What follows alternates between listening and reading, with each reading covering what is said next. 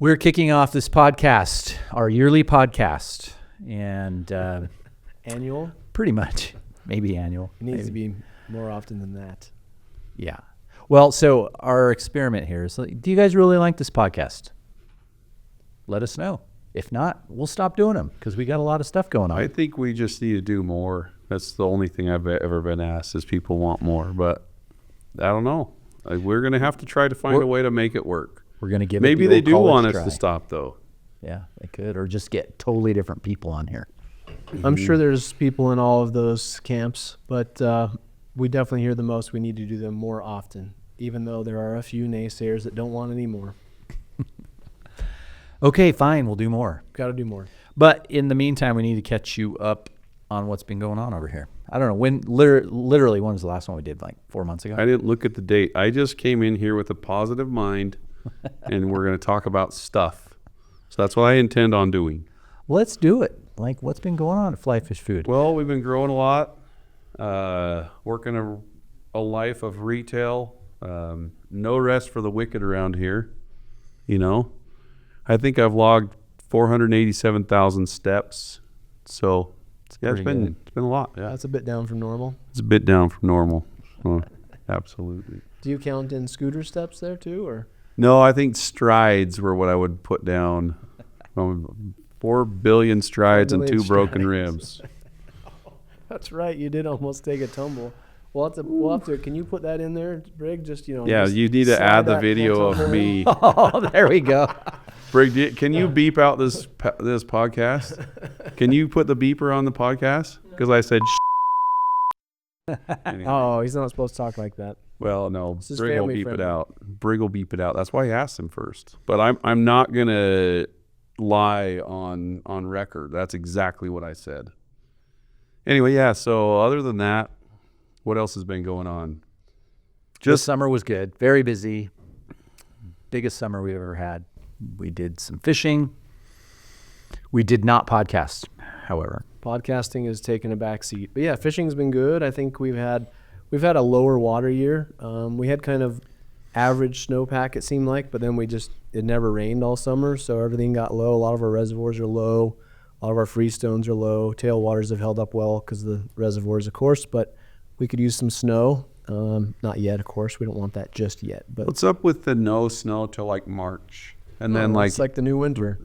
March until freaking June is what we've been getting. Yeah, that's true. So it's global confusion. It's not warming or cooling. It's confused. I'm going to start that. We've changed that. It's just called climate change now. It's not warming. It's not cooling. It's just changing. And the Oh, so poles it's are always reversing. supposed to stay the same. I got it. No, Okay. it's not.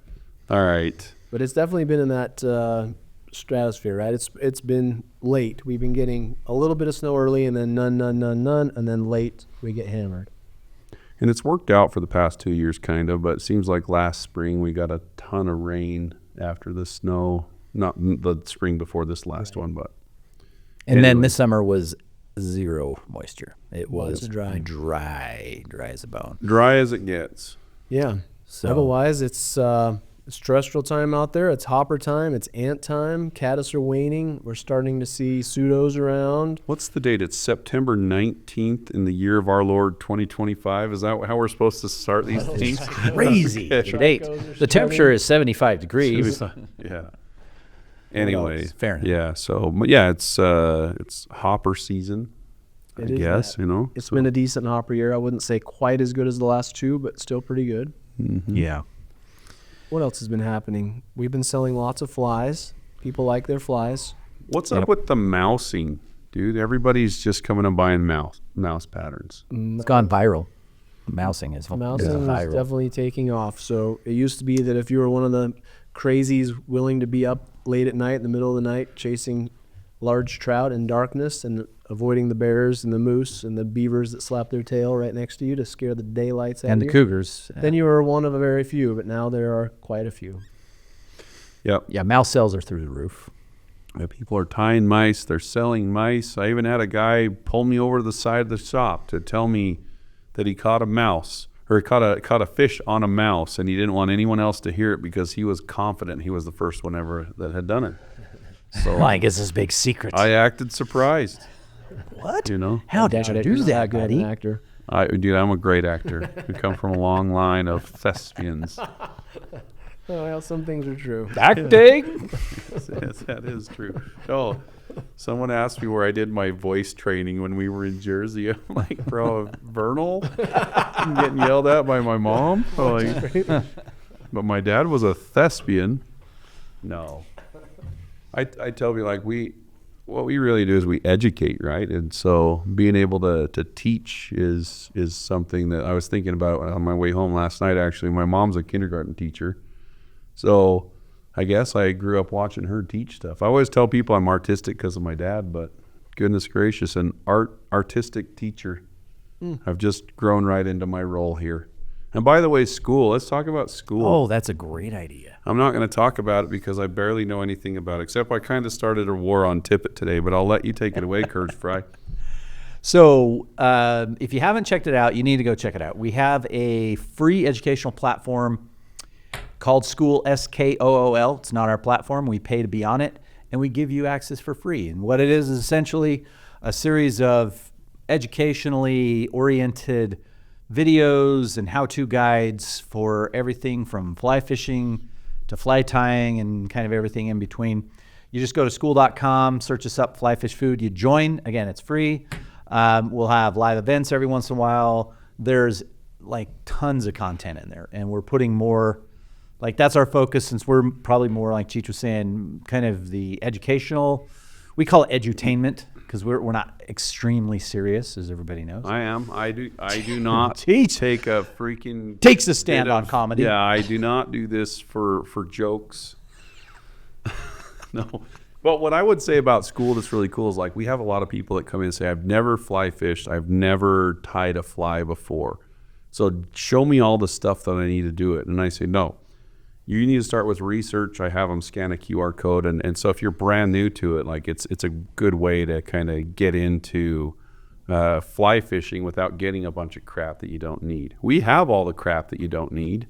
But And we'll more. let you make that decision down the road. So it's, I think in a nutshell, SKOOL is a lot of the content. There's some newer content there too, but a lot of the content is stuff we've had on our YouTube channel, on our social media channels before, but it's a little better organized, right? Yeah, that was the biggest thing. Like, we would always get people that were going to our YouTube channel, because YouTube's probably our biggest outlet for the educational piece. And I mean, I don't know how many videos. Brig, how many videos we have? Like 2,000 now? 15? On YouTube? Yeah. Something crazy. I'll look it up. Like, it's more than 100. But yeah, it's a lot of videos. It's a few more than 100. And what happens with YouTube is YouTube wants you to stay on the platform. And so whatever they can do to get you to stay on the platform, not necessarily within our videos. So we'd have people asking, oh, do you have a tutorial on XYZ or something? And we're looking at it like, well, yeah, it's in that same playlist as the one you were looking at. And YouTube it's not inclined to, like, keep people in a playlist so that you could progressively learn and you know, get better at whatever skill you're talking about. So that's what drew us to SKOOL, because SKOOL is organized, it's sequential, it's community, so you can join the community, ask questions. It's also a discussion board. Yeah. Where you can post questions, you can show your fly that you fish with, and, you know, all kinds of other things like that. Yeah, and it's like, I think it's probably the combination of what Udemy or some of those others combined with, say, Facebook.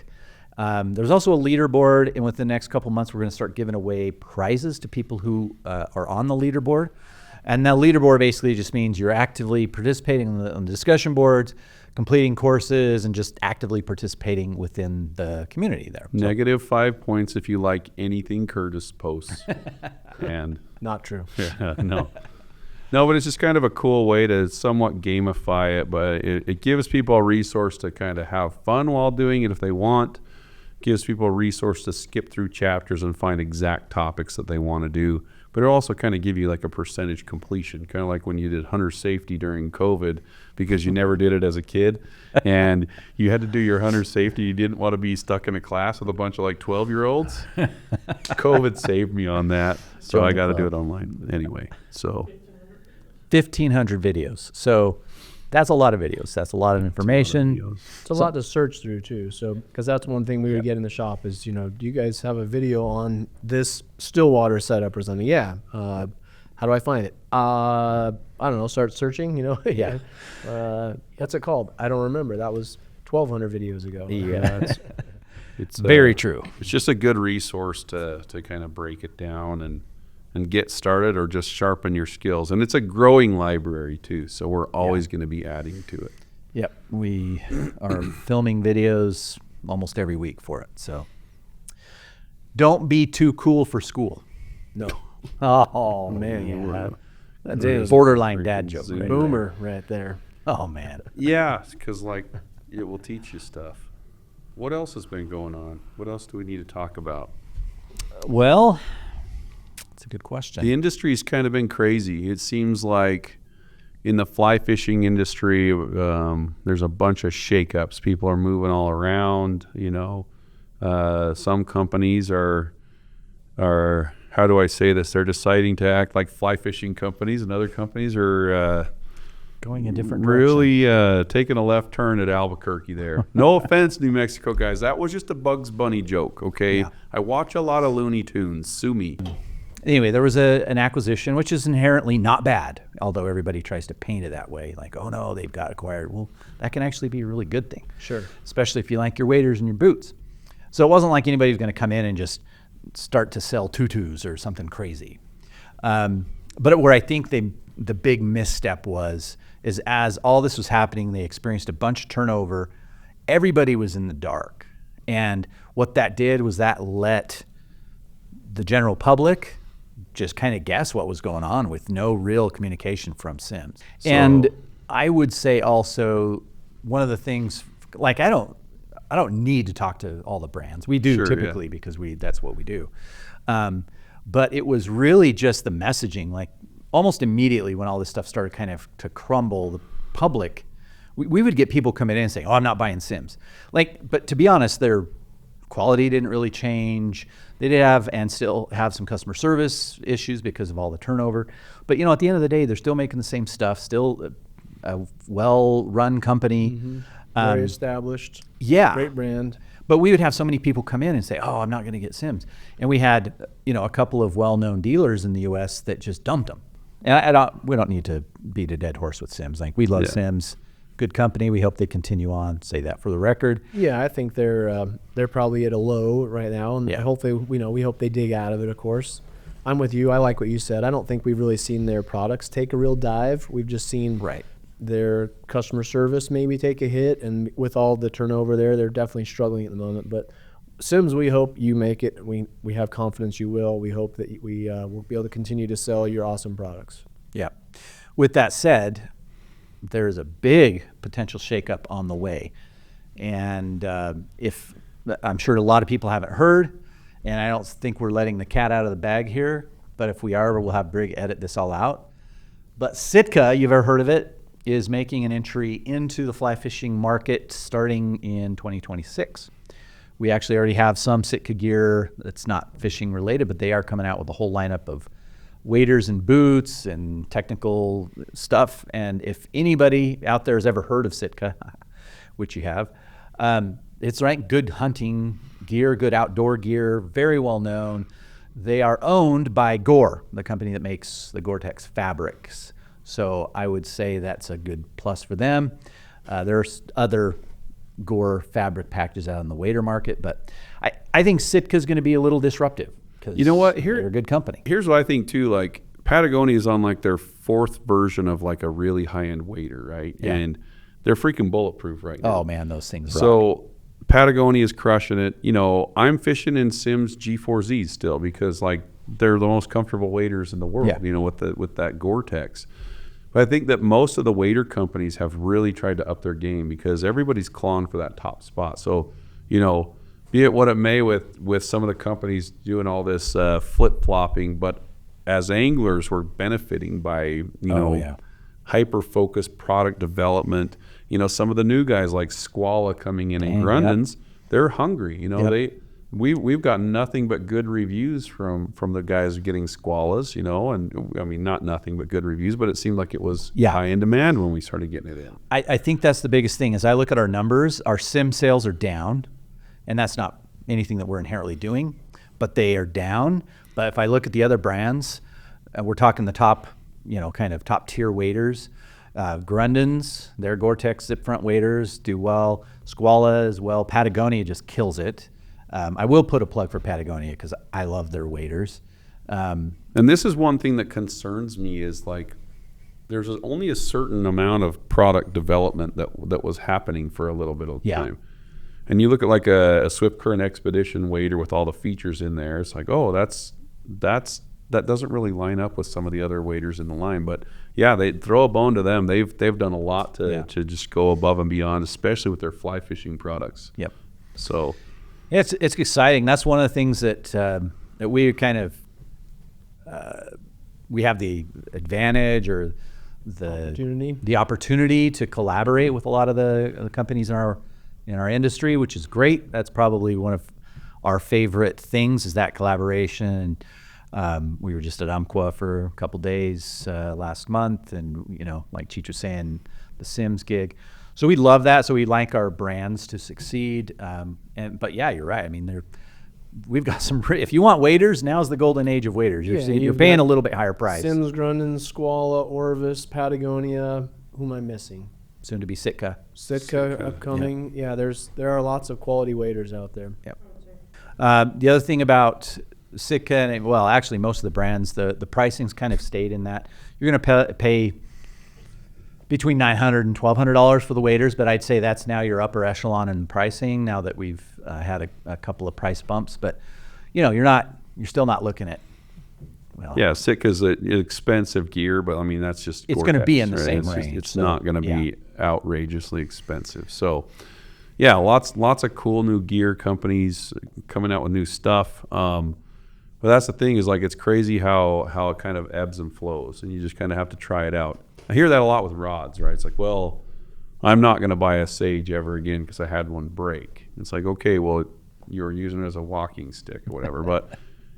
Just like with waders and rods, if it's in that higher price echelon, it's probably going to be pretty good gear. Right? It's true. Yeah, most of the quality brands make good stuff. To your point, waders, doesn't matter whether you're talking waders, rods, boots, reels. There are so many good options right now. Yeah. Let's also just touch on the prices because we have seen prices go up as a result of tariffs, raw material price changes. I also think that there's been some prices that have changed this year that probably needed to have changed previously. So we're seeing a lot of price changes, especially in the flies. We're seeing a few more price increases when you really haven't seen fly prices increase for a while. Do you think that's because kind of like in the fly fishing industry, it's like, I mean, some industries you're having to look at that stuff every single year and you're having to roll out price increases all the time. And I think that sometimes the fly fishing industry is so chill that they're like, oh, we're not making any money on this.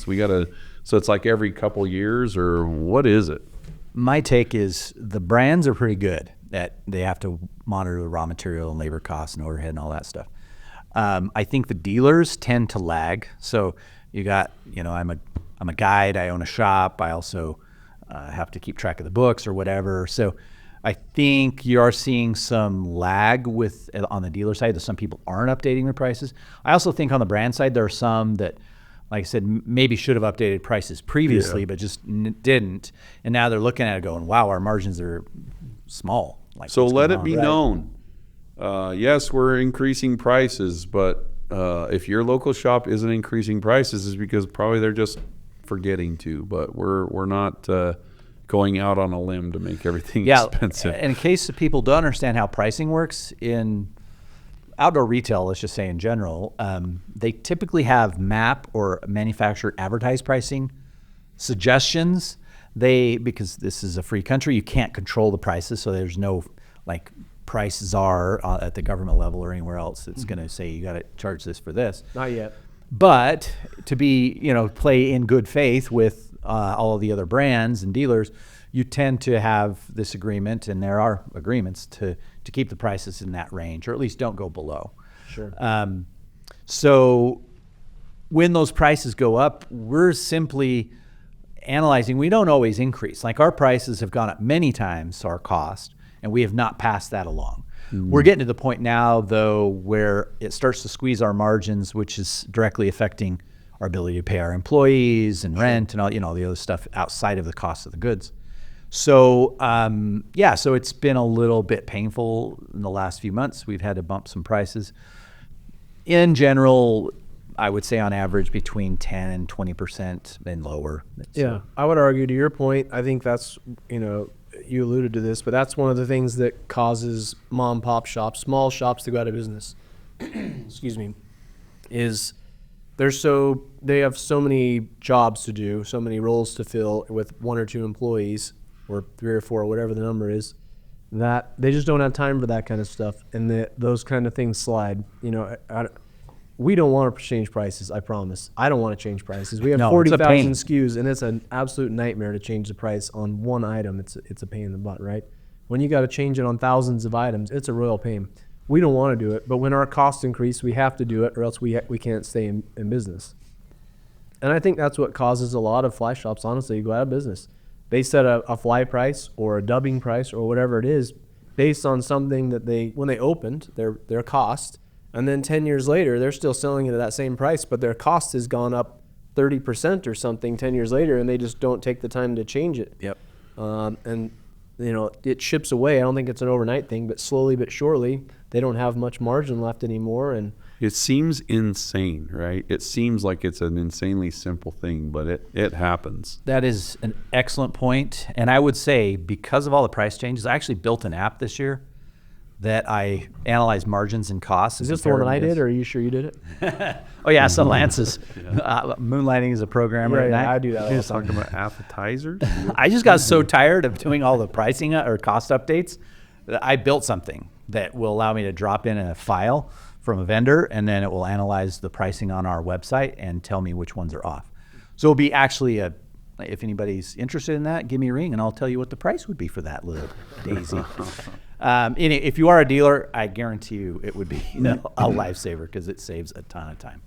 But yeah, it's one of those things like every year probably there are going to be some price changes and differences. But if you don't keep up with it, it'll catch up with you eventually. And it's been more than normal lately. So we apologize, but prices have gone up for us, which in turn makes it so that they go up for the consumer. To offset that, we are trying to give you more free content to make up for the potential increases that you're seeing there. But Absolutely. Free content. It's funny because like on Instagram or Facebook, when someone says this video was a waste of time, it's like, okay, Bucky, sorry for wasting your 37 seconds. And you wasted more time than that sounding out the words as you typed it in your phone saying, why do you always put these stupid videos? Mama, how do you spell video again? These stupid videos. It's like, go watch the full one. I know there's music on that one. Anyway. Where was I going with that? That was kind of fun. I don't know where you're No, going. I think should be a whole podcast in that voice. I know it should be. No, Brigham and I have threatened. Does mom hear you from when you're in the basement? Does mom actually hear you when you ask her? Mom, yeah. She's actually just sitting right next to her.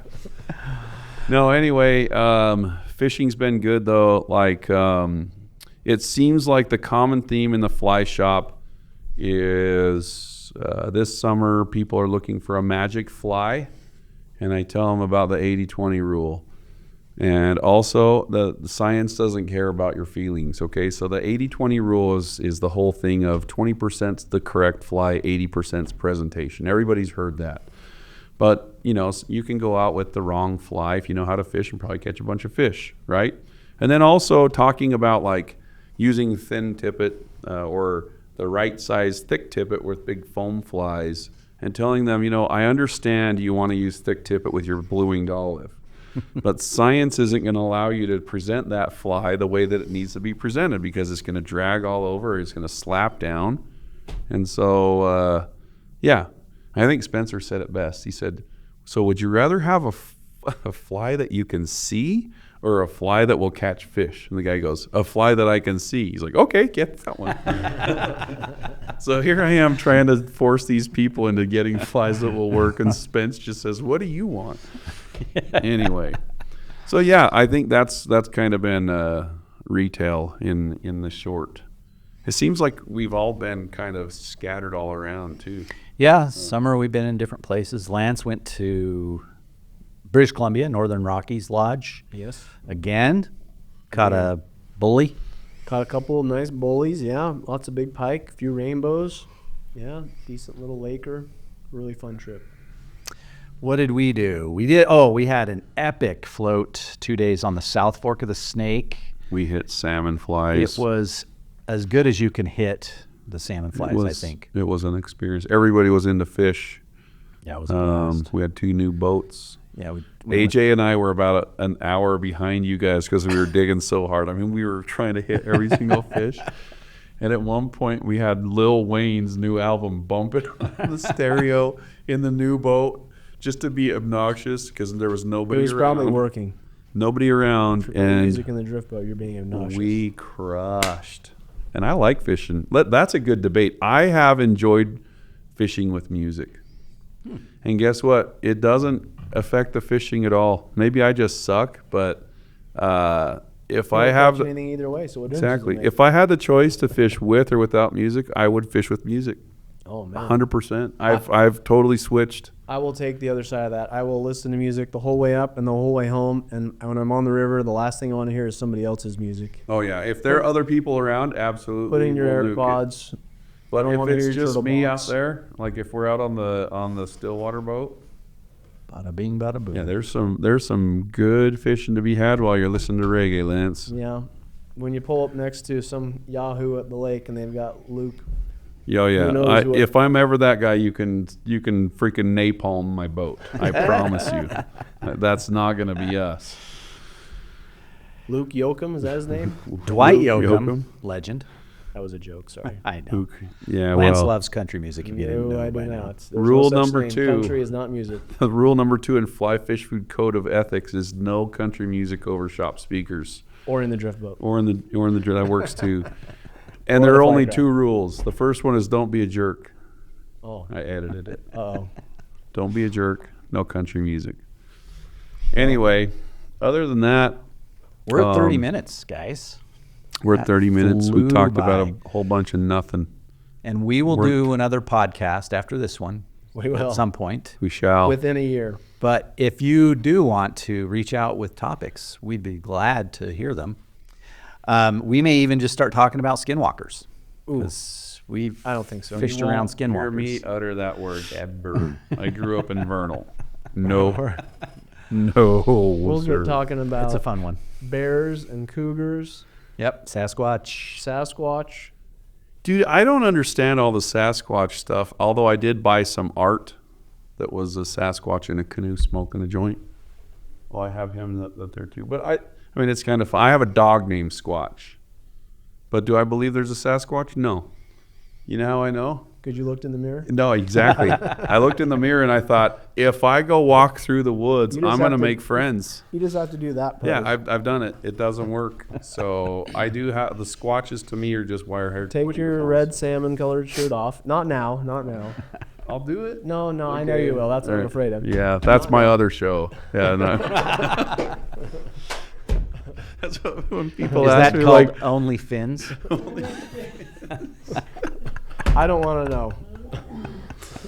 I don't know, but Gillette reached out after my first show and they made some suggestions. Yeah, I don't want but- to know. There's anyway. not enough Listerine for my ears to wash that out. I couldn't do it.